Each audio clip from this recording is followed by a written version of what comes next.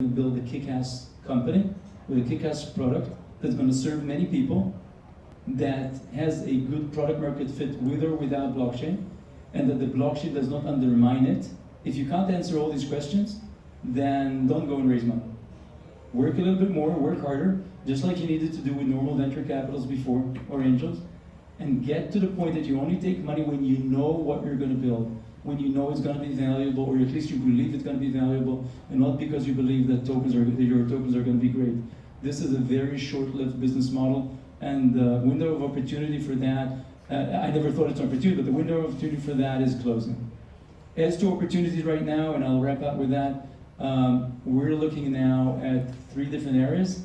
One area is infrastructure protocols, and the reason why we're looking at them is because this is still very early on, and there's a bunch of them here, there's a bunch of them abroad, there's lots of theory around that, and a lot of things that are going to happen. And the big nice thing about it is that when you invest in an infrastructure protocol, if you get it right, the returns are phenomenal.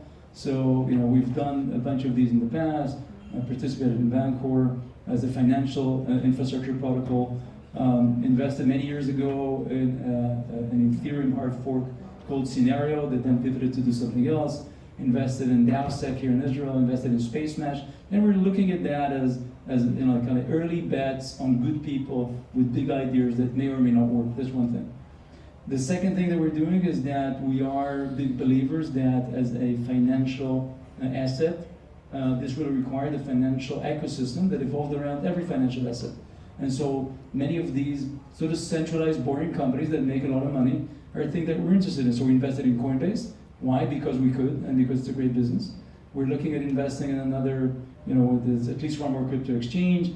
We've looked in the past into a crypto ETF. I've invested personally in a crypto kind of algo trading hedge fund. Why? Because this will happen, and this will work.